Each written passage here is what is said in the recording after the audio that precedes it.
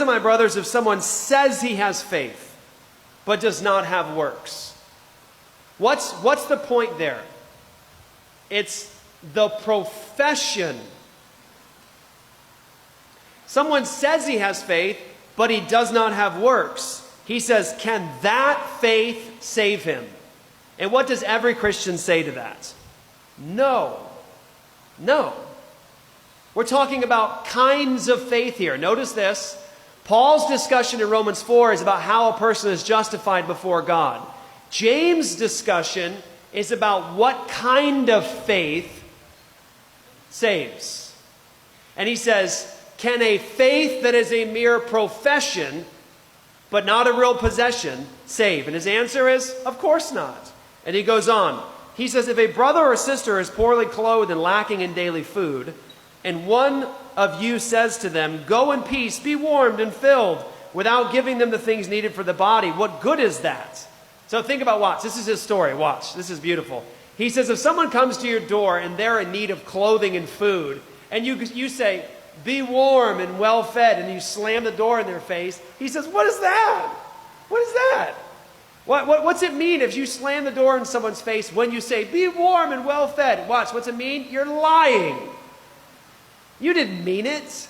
Why? Because you didn't provide anything. You didn't mean be warm. He says, watch, profession is one thing, but if there's not something following it, you don't know that it's real. So, he says, so also faith by itself, if it does not have works, is dead.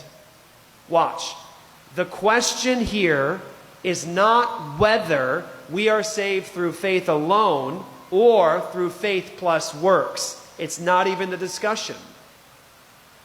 It's the question of whether dead faith saves or living faith saves. He says, if faith by itself, if it does not have works, is dead. But someone will say, you have faith and I have works. Show me your faith apart from your works, and I will show you my faith by my works. You believe that God is one, you do well. Even the demons believe and shudder. Do you want to be shown, you foolish person, that faith apart from works is useless?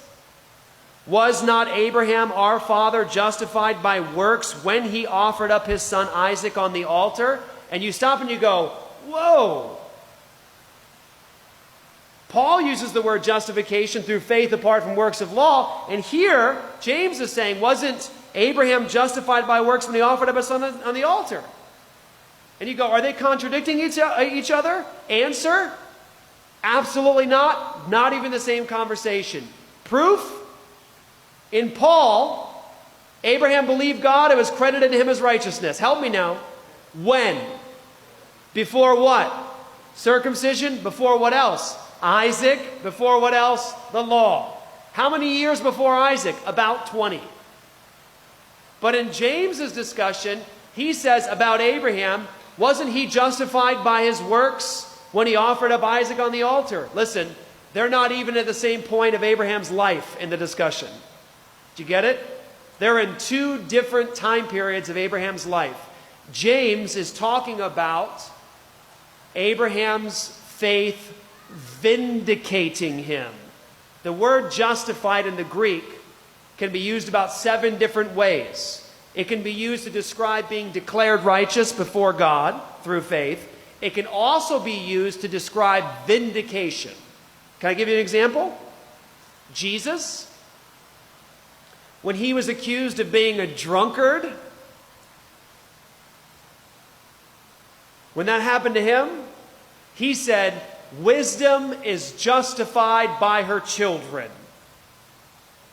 Is Jesus teaching that wisdom is declared righteous by God by her children? No, wisdom is justified by her children. You know what that means?